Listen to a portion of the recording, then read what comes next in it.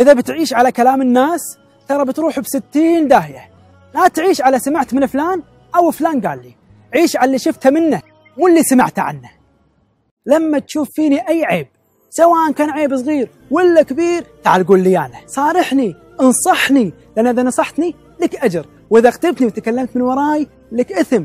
لا تروح وتنقل حكي وتقول فلان سوى وفلان حط. أي شخص بهالدنيا يدش حياتك ما يدشها إلا لسبب، يا يكون هالسبب هو سعادة أو يكون السبب هو ضيقة خلق وتعاسة. عاد أنت وشطارتك، لا تبطل قلبك حق أي إنسان، بطله حق الكفو وبس. الله سبحانه فوقي وفوقك، إذا كنت أنا ظالم تطمن، ربي سبحانه راح ياخذ حقك مني، وإذا كنت أنت ظالمني أنا وايد بطمن، لأن ربي سبحانه راح ياخذ حقي منك. الله على الظالم والمظلوم له الله. بيوم القيامة الشمس نازلة عند روسنا، خلاص كل واحد غرقان بذنوبه. فجأة ربي سبحانه ينادي: أين المتحابين في جلالي؟ أظلهم اليوم في ظلي يوم لا ظل إلا ظلي. بتتكلم عني من وراء ظهري ترى كيفك، على راحتك، بتتكلم بالزينة ولا بالشينة هم كيفك. إذا تكلمت بالزينة فهو أجر لك، وإذا تكلمت بالشينة أجر لي، وإذا كانت عندك حسنات أنا باخذهم، وإذا ما كانت عندك راح تخفف من سيئاتي. تدرون شنو المشكلة؟ المشكلة لياك شخص وهو غلطان وينطرك أنت تعتذر. يا أخي فوق شينك قوات عينك، أنت اللي غلطان، تبيني أنا أعتذر؟ ترى اعتذارك بيزيد من قدرك ما راح نقصك.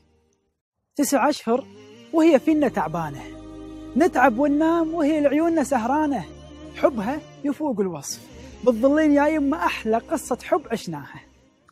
أي شيء بالدنيا إذا ما كان في شيء متبادل بيناتهم ما يستمرون، مثل الحب والأخوة والصداقة، إذا ما كان الشعور متبادل بيناتهم أبدا ما يستمرون. أما إذا كان الشعور متبادل راح تصير علاقة حدها عجيبة. علي بن أبي طالب رضي الله عنه شنو قال؟ إذا حطيت شخص فوق قدره توقع أنه يحطك دون قدرك، فبالتالي أنت راح تتحسف، فعشان كذي عاد كل حق حقه، ولا تعطي واحد قدر فوق قدره. إذا تحققت أمانينا فالحمد لله، وإذا تأخرت فهي خير لنا، ويبقى الأمل بالله يزرع كل شيء جميل. لا تعود الناس دائما على حلو الكلام، لأن أنت بيوم من الأيام راح تجبرك الظروف أنك تغير شوي من سلوكياتك، ولو غيرنا من سلوكياتنا راح يظنون الناس أن احنا ما نبيهم، لكن الظروف اجبرتنا على هالشيء. لما أي شخص يكون حيل معاك وبيوم من الأيام تخلى عنك ونساك بسبب غلطة وزلة صغيرة، لا تزعل وتتضايق، تراك أنت ربحت نفسك وهو اللي خسرك. لما تكون رايح حق معصية بتسوي شيء يغضب الله سبحانه وتعالى تذكر 3 شغلات: ألم يعلم بأن الله يرى، ولمن خاف مقام ربه جنتان، ومن يتق الله يجعل له مخرجا.